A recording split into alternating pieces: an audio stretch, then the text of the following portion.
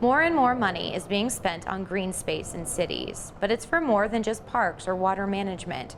The benefits green infrastructure brings can elevate whole communities. Green infrastructure uses plants, soil, and natural rocks to manage the elements, like runoff when it rains.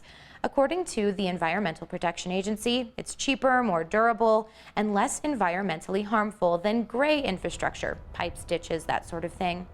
Experts say it does more for the community too. Green infrastructure sometimes get this bad rap about it because people so associate it simply with park development, but it's not. I mean, it's literally a way to manage stormwater, clean the air, provide urban heat island relief mitigation. Green infrastructure can also save money. A 2018 report from Capital E, a venture capital firm in the clean energy sector, found, quote, smart surface technologies like roofs covered with plants could lower cooling bills and even make a city as a whole more temperate, which helps tourism.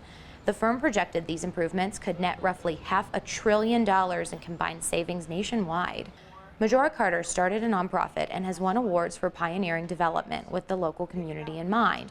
Her latest project is redeveloping 3.5 blocks in northeast Indianapolis. At Smart Cities in New York, Carter told Newsy how green infrastructure is critical for underserved communities. And those are the type of places where there are higher rates of unemployment. You know, there are more environmental issues, essentially lower educational attainments, higher health outcomes. You know, the kind of generally consider the poor places, but they're the type of places where people tend to measure success by how far they get away from those communities. Take here, the South Bronx Greenway, for example. Back in 2008, amidst all of this gray infrastructure, the very first part of this network of parks and pathways opened. Since then, improvements have continued. At the same time, nonprofits in the area began solar installation and green infrastructure training for people in the neighborhood. If we created the kind of place that people felt that they didn't have to move out of in order to live in a better one, then you are also responding to what are the kind of workforce needs, what are the economic growth trends, and then you want to prepare your people to participate in that.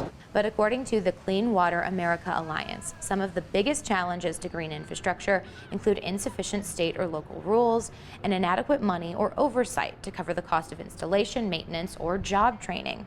Steve Benjamin is the mayor of Columbia, South Carolina.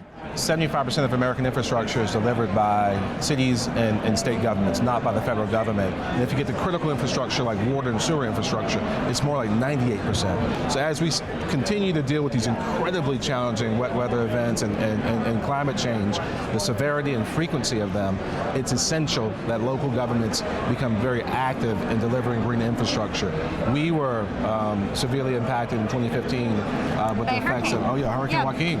I mean, devastating, billions of dollars worth of damage, hundreds of roads shut down, a water system threatened, 19 precious lives lost, and it motivated our city to step up our commitment even more so. Voters approved a green bond that let the city fund upgrades and improvements to its stormwater system.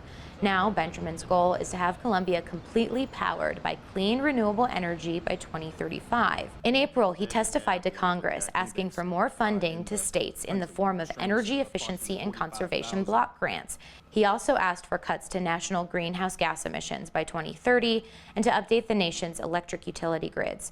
He says it could help offset the local costs municipalities and states take on when they build green infrastructure. If we can do it in the heart of the American South, where people believe that you can't do thoughtful, progressive things, you can do it anywhere. You have the reputation of the mayor from one of the reddest parts of the country, focused on green. When we talk about stormwater infrastructure, it's not necessarily the sexiest thing to talk about. How do you get stakeholders interested in stormwater management, clean energy, green infrastructure? I think you have to focus on the human aspects, humanizing infrastructure, helping people understand how this directly impacts their lives. That we're trying to protect the value of your home, we're trying to protect the value of your property, we're trying to protect your lives, particularly in the wake of a natural disaster. People get that.